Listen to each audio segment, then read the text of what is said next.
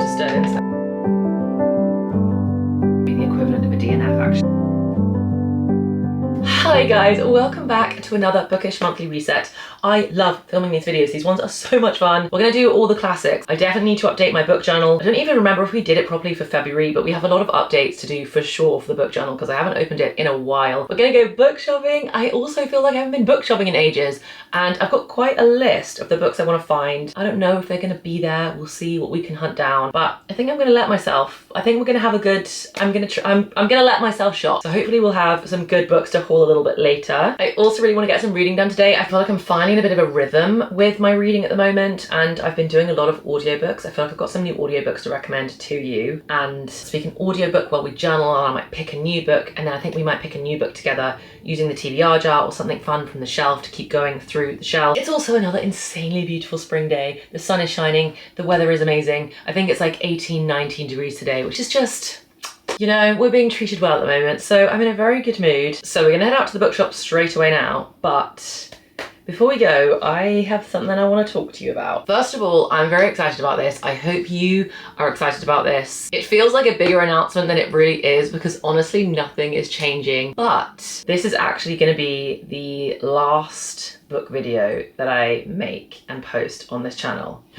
But before we all panic, it's because I am starting a new channel where I can post just the bookish stuff. I'll put the handle here, I'll link it. And if you do enjoy these book videos, then I would love it if you would go and subscribe to the new channel. It's going to be called Ellen Reads. And from next week, I'm going to start posting all of my bookish videos to that channel. The reason for the change is that I just really want the bookish vlogs and the bookish videos to have a little bit more space to breathe. I often find myself feeling like I could add an extra bookish video one week, and I don't want to clog a lot of my lifestyle content because I've got a lot of people that subscribe that don't like the book stuff at all. So I don't want to clog their subscription feed with lots of book videos when that's not necessarily what they're at my channel for. And I want to be able to organize all my bookish videos, and I want to be able to have playlists of like reading vlogs and reading challenges and like TBR selection videos and review videos. And I just want to be able to do a little bit more with the bookish universe. And so I think it needs its own little corner. So from next week, the bookish videos are going to be posted on the new channel, which is very exciting. I'm very excited. I'm a little bit nervous. I don't know why. Like I said, nothing's really going to change. We're still going to have weekly lifestyle videos on this channel. We're going to have weekly bookish videos on the other channel.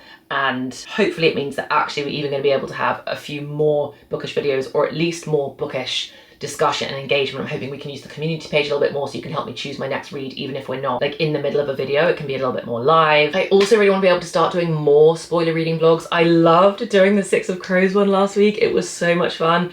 I really want to do another one for Crooked Kingdom, and I really want to do some for some of the Magnolia Park series as well. I just want to be able to incorporate those a little bit more. But I think when I incorporate those, I want to make sure that there are 2 bookish videos in a week. The times I do that, because it means that if you haven't actually read that book yet, you can't watch that video, and then you have 2 whole weeks without getting a book video, which just feels mean. It feels too long, and I feel really guilty for all the people that didn't get to watch the Six of Crows one. So on the new channel, I feel like I'm going to be able to post 2 bookish videos a week on the weeks that I do the spoiler vlogs, whereas I don't feel like I could really do that on my lifestyle channel because, like I said, I'd then just be spamming all the people that don't really want to watch the book stuff. So we're splitting it out. I'm hoping it just means we can just do even more cool stuff. It just gives the books a little bit more room for us to just expand and do our thing. So please come subscribe.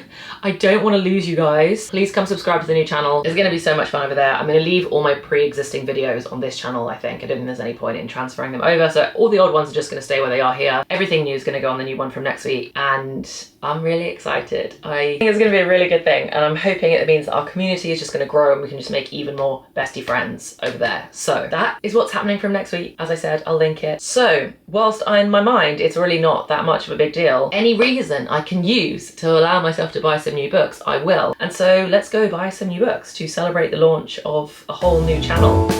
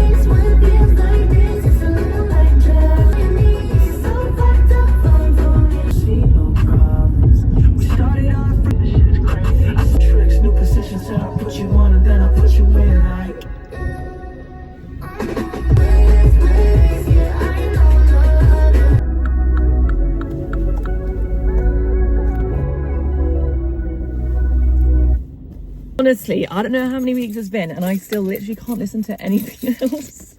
Miss Tate has me in a chokehold. Right, let's go buy some books.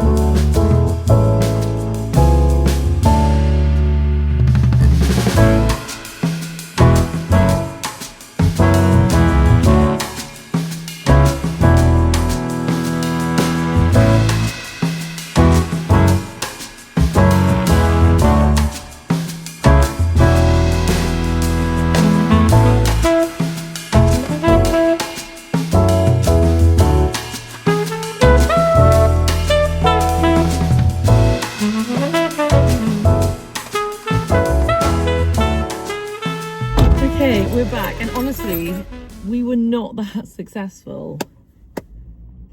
The works had absolutely nothing, and then Waterstones, don't get me wrong, like we have a little something, and I have 1, 2, 3, I have 5 books, so that is a lot of books to buy in one go. I'm not saying it's not, but the diversity of the books is quite low. They only had like certain things, and the books that I really wanted to get wasn't there, which means I think I'm gonna have to buy them on Amazon. I try not to give Amazon too much of my money when it comes to books, but we might have to now because Waterstones doesn't have any of the covers that I'm after. Anyway, I'm gonna get home, I'm gonna show you the books that I have got, and then maybe we'll do a bit of a book shopping, an online bookshop, to fill the gaps of what I feel like I'm missing right now. Okay, it's actually several hours later. I had to get over the sadness of there being none of the books that I actually wanted in the shops, but I'm over it now and we're gonna do the haul. So, trusty Waterstones, as I said, the works had nothing. Get all of these out. But Waterstones never lets me down, although that's not true, it did let me down, but it didn't let me down with these ones. Okay, so the books that I really want is the rest of the Magnolia Park series, and specifically the rest of the Magnolia Park series with the original covers, and they usually have them in Waterstones and they don't have them in stock in store anymore, and I now have to order them online, either on Amazon, or they said they sometimes have a couple of copies left in the online Waterstones shop, so we'll see. But anyway, there was some fantasies I wanted to get my hands on, and I wanted to get some Kristen Hanna books. There was a whole list, guys. This was meant to be an epic haul, and now it's still a lovely one. I'm excited, but this is like, anyway, you'll see. This is rom-com heavy, and I am a rom-com girl, so I'm not too mad about it. So the first book that I picked up is The Rom-Commers by Catherine Center. So I actually really wanted to get The Bodyguard, which so many of you have messaged me saying that you think I would really love that book, and I believe you. Every time you tell me to read a book because you think I like it, I end up loving it. So I ended up getting The Rom-Commers. Anyone know anything about this? Has anyone read it? Please tell me what you think. Is it as good as The Bodyguard? I'm guessing not, considering most people have just said The Bodyguard, The Bodyguard. But I'm hoping that it's still good. I need to do a little bit of research and work out if there's any kind of standalone interconnectedness related between any of Catherine Center's books. But as far as I can tell, I can read this without having read The Bodyguard. But I trust you more than the internet, so let me know if I can read this without having read The Bodyguard. But first up is my first ever Catherine Center, The Rom-Commers. Very excited. The story follows Emma and Charlie. Emma is a writer. She's a screenplay writer, I believe, and she gets the chance to work with Charlie, who's like a Hollywood legend, on a rom-com, and she is rom-com obsessed, and it turns out that Charlie has written like the worst rom-com ever, and she wants to fix it, and she's a hopeless romantic. He clearly has no concept of true romance. He must be like a Hollywood legend in other genres, I'm guessing, and the more she tries to teach him about love, the more real it all starts to seem. cute and fun, and I love the idea of it being centered around a rom-com film, because obviously I just recently read, or maybe that's not obvious, I just recently read Better Than the Movies, and I love the rom-com themes throughout all of that, because I love a rom-com, and so a book about rom-coms is just, oh, it hits for me. So that's book one. Second, I got Sail Remember Me, which is Abby Jimenez's new release. I have seen quite mixed things about this online, specifically a lot of hate around the fact that Rhysand, as in like Daddy Rhysand from ACOTAR, is mentioned in this book quite a lot of times. I do agree, that does sound quite ick-inducing for me, but in Abby I trust. She has never given me any reason not to trust her before, and so I'm gonna have faith and read this anyway with an open mind, because I've loved all of her other books so far. We just have to hope that it's not that she's like spent too much time on BookTok and has got swayed into too many aggressive like pop culture or really BookTok references in this book, because that might not hit quite right for me. But we're excited and we love a new release. It is easily one of my most anticipated releases of the year, and I have my hands on it, so that's really exciting. Next, I'm so excited for this book, All Roads Lead Here by Mariana Zapata. This is going to be my first Mariana Zapata book. I've got this book on my very short wish list on Goodreads.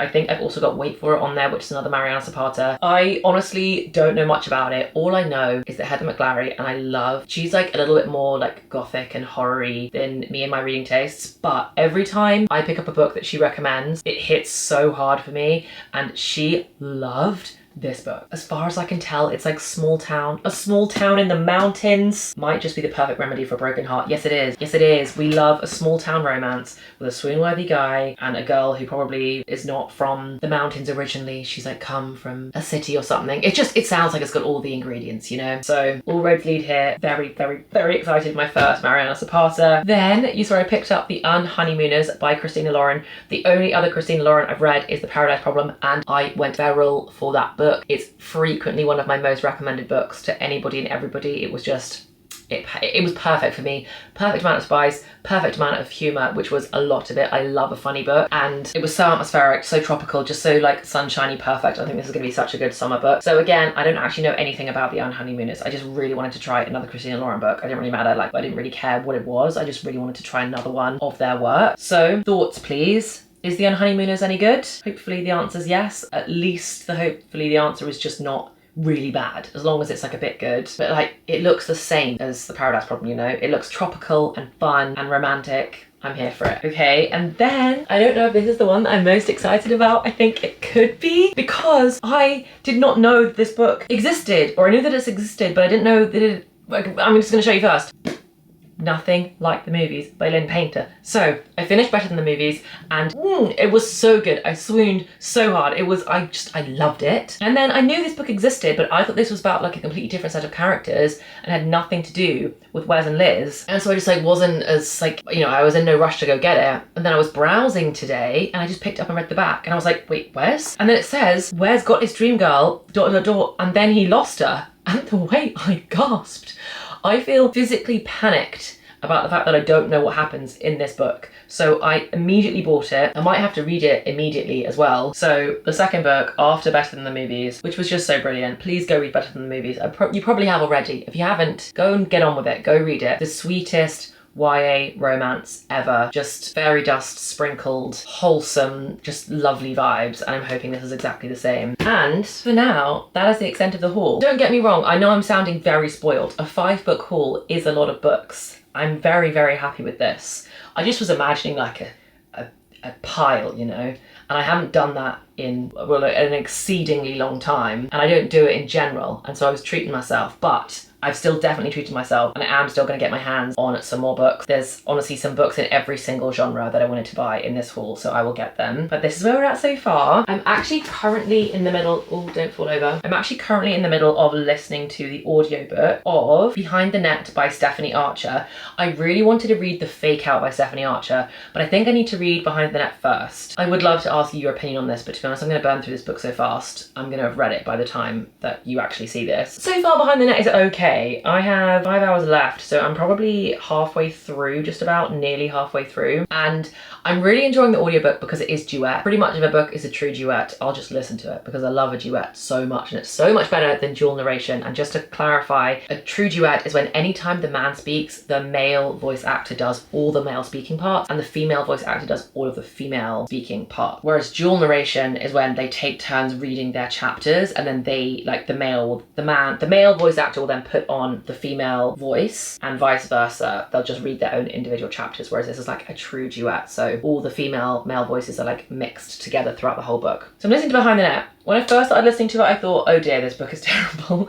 I literally said out loud, oh no, this book is bad. This is a bad book. However, it's growing on me. It's a fluffy, not very serious ice hockey romance, pro ice hockey. We're sitting at about a 3-star right now. I think it could actually get up to 3.5. Maybe it'll finish on a 3.25, but I am excited about the fake out. That one, the reviews of that one are really good. And it's nice, it's fluffy. This is like a very palate cleansing book so far. Nothing too serious. I mean, there's so far literally zero plot, zero plot. It's two people who went to high school together, who had a crush on each other in high school, still do now, and I guess it's kind of forced proximity because she's his assistant. He's a pro ice hockey player. She's his assistant, and like basically, not even really though, she basically just is his dog walker, and they still have feelings for each other and like just haven't admitted to each other that they have always since high school had feelings for each other yet. Like that's it. There's no subplot of like him wanting to change teams or her wanting to, I guess there's a little bit of a subplot of like she wants to be a singer but she's not brave enough to be a singer. But I'm finding her character a little pathetic, I have to be honest. I really like a very strong FMC and she's quite whiny. So I'm not loving it, but I am enjoying it. If you get it, you get it. Like I'm enjoying it. I want to go keep listening to it right now. I'm going to put it on the background. Nothing's going to stress me out. I'm not going to get any anxiety from it. I'm just going to enjoy like binge watching a Netflix show, like binge watching a slightly crappy sitcom on Netflix. Like that's how this feels. So in lots of ways, still honestly worth a listen. Right now I'd recommend it. We'll see what I rate it when I finish it. For now, I'm gonna go, I need to get this room tidied up and then I really want to do some journaling. I might save my journaling for this evening and do it in front of the TV, or just do it downstairs in the living room and get all kind of like cozy set up to do our journal updates. So I think that's probably the plan. I will see you in a little bit.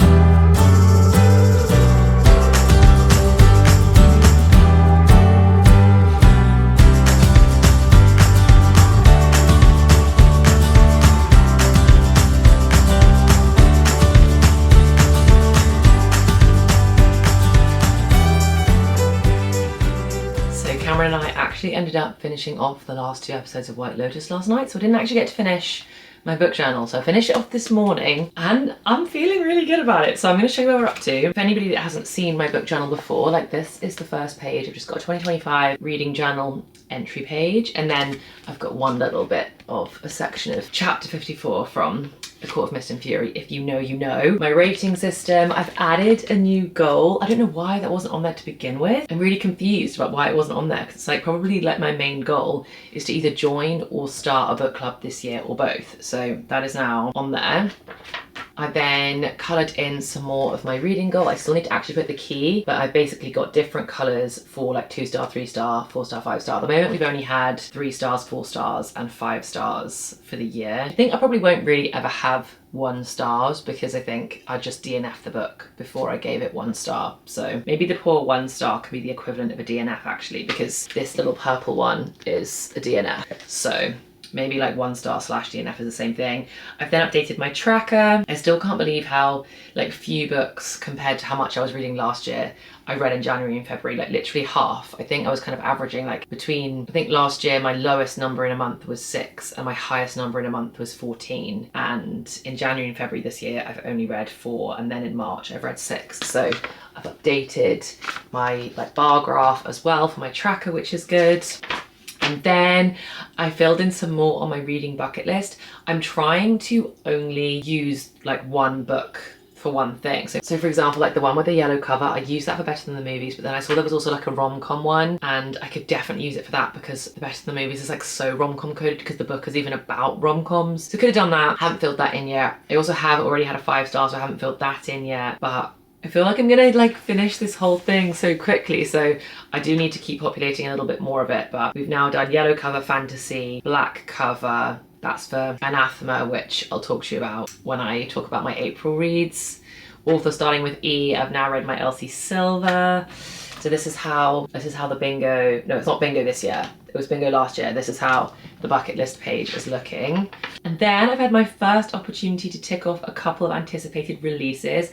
I also need to add some new anticipated releases to this because I really want to add Brimstone in here, which is the second Quicksilver book. I also really want to add People Watching, which is Hannah Bottom Young's new series as well. But I found these little tiny green tick stickers, so they're not that, you can't see them that easily, but I have now ticked off Out of the Woods, and I've also ticked off Wildside as well from my anticipated releases, but I need to add the rest of the pictures to that as well. And then I've started to fill in, although I haven't coloured them in yet, I've started to fill in my 25 books for 2025 because that's the page I didn't really finish prepping. So these are, I've obviously got my 2025 anticipated releases, and then I've got my 25 books for 2025, which aren't necessarily new releases, they're just they're books I really wanted to read. So for example, I've got Six of Crows on here, I've got Magnolia Parks on here, and then a lot of them like might cross over. I've got the Mindfuck series on here that I really want to read. Probably will save that for October, see if I can wait that long, but those are 25 books that I want to read, so I can actually colour a few of those in, but I haven't done that yet. I've also added a little bit more to my series tracker page.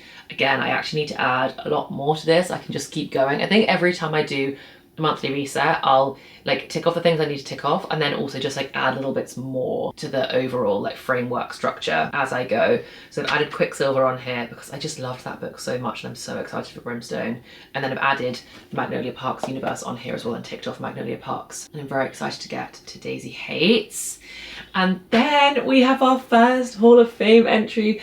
So I've put Six of Crows in my Hall of Fame. I haven't written a description for it yet. It's really hard because I kind of feel like this Hall of Fame page, I will actually fill in more at the end of the year, like reflecting back, because there are some other books I feel could belong on here, like Better Than the Movies. I really loved it. I almost feel like Better Than the Movies belongs on here as a Hall of Famer. I don't know, I've got some thinking to do, but Six of Crows, like it just has to go on there, like no matter what other books I read in the year, Six of Crows just belongs there. So I've put Six of Crows on there for now, and then I did my Book of the Month entry. So yeah, I obviously hadn't done February stuff, so I put Magnolia Parks for February and Six of Crows for March, and then a little bit of a description of what I thought of them. I'm so excited when we get to the other side of the Dutch door for the Book of the Month stuff, but that is it. So those are all of the book journal updates now, February and for March. My HP Sprocket thing is still coming in strong.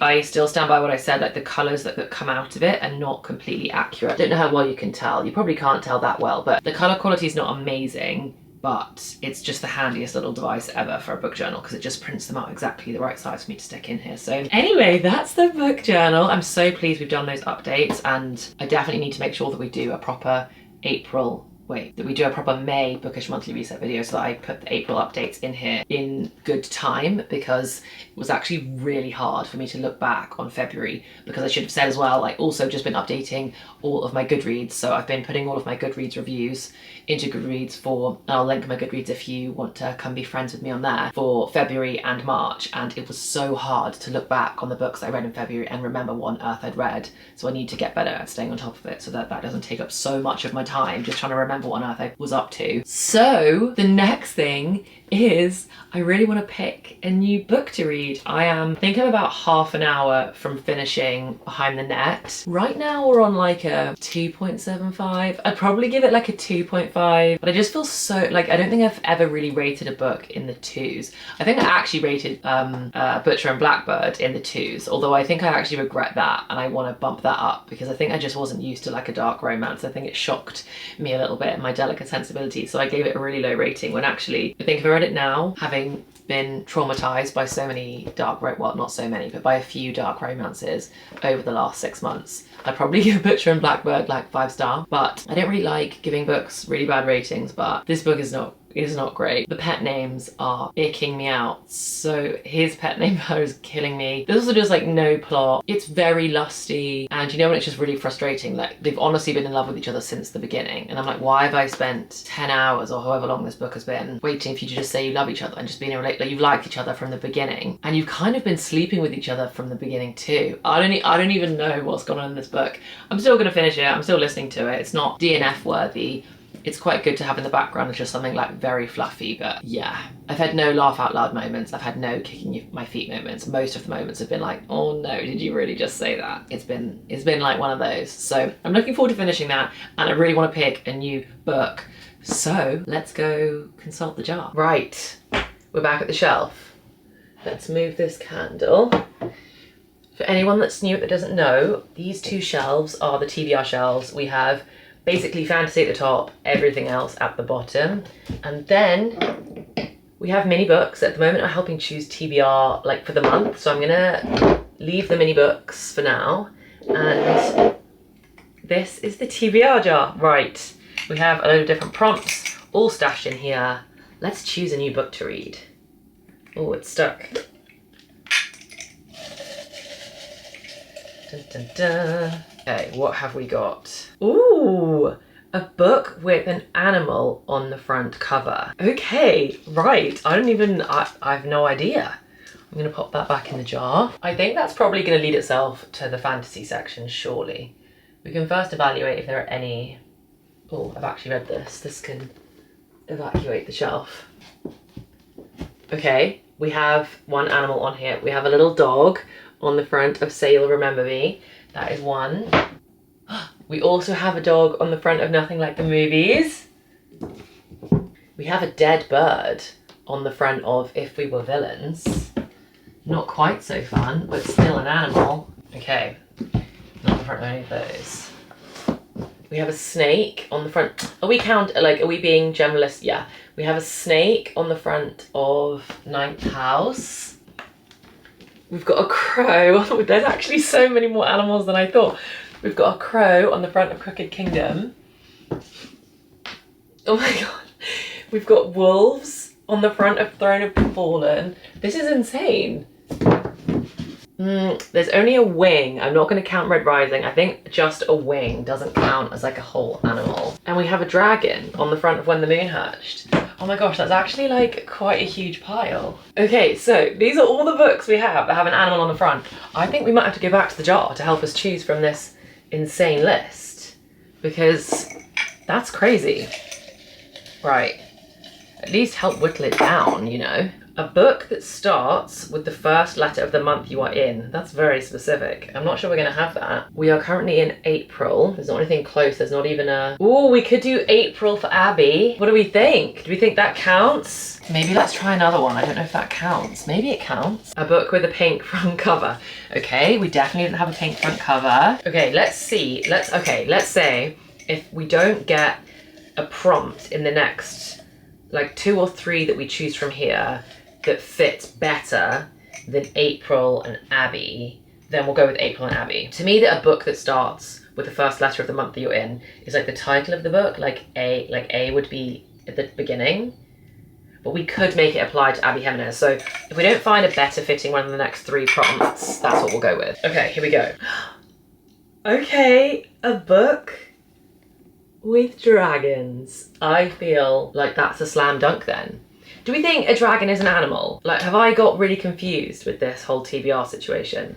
Because I put, obviously, the answer to this then is When the Moon Hatched by Sarah A. Parker. Would you consider, does Siri know the answer?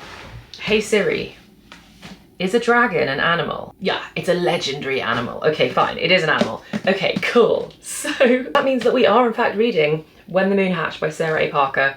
As I understand it, this is about dragon riders, dragon trainers. I think they're dragon riders. But this has been on my TBR for so long. So this is actually such a good one to tick off. I also haven't read a fantasy in a bit. Well, actually, yeah, I read Anathema like 2 books ago, but I haven't read a fantasy, what feels like in at least like over a week, which is a long time. So When the Moon Hatched, he's fire and brimstone, I'm shattered ice. I'll gladly burn beneath him until the world comes crumbling down. I have heard very mixed things about this. I think I originally said to you guys that I'd not heard good things, and then you said, read it, you'll enjoy it, it's better, it's good. So I'm excited about this. Right, I'm gonna take this book outside and read in the sunshine. But first, let me put some of these back. Yeah. Oh, I've just been having a little flick through and I'm excited. There's a map. I love a map. I love that I've got the hard copy as well. This feels like a good one. I might actually read the actual hard copy instead of downloading it on my Kindle, at least to start with, because we've got the map. For those who feel small and quiet, spread those wings and roar is the dedication. Oh, and like it's quite big writing. So that's good. This feels like this actually will be a really nice one. Oh, I'm actually really excited. Okay, amazing. I'm gonna read this outside. The sun is shining. It's another lovely, lovely spring day. I'm gonna go read this outside. But apart from that, that's it for this month's Bookish Reset and for the last book video in this location. So I know I keep saying it, but I'm just so scared of you guys like not coming with me and you being like, oh my gosh, where have the book videos gone? And thinking that I've abandoned books when I've definitely not. We're doing more books, just in a different location. So although I'm repeating myself, please come subscribe to Ellen Reads. I'll put the link in the description box. I'll also put a pinned comment with the link as well, so you can just click on it and follow it. If there's anyone else, like in terms of friends that you think might like the new Bookish channel, then please send it to them as well, or anybody that you know that also watches or subscribes to me that you think might not have seen this video and might miss the fact that we've moved. And I will see you next week for my next Bookish video on the new channel. As always, thank you so much for watching and thank you so much for all of your support. I can't believe that I get to read books and post videos and talk to you all about it. I just feel like the luckiest person in the whole wide world. So thank you so much. I can't wait to see you over on the new channel next week. Have the loveliest week and I can't wait to see you in the next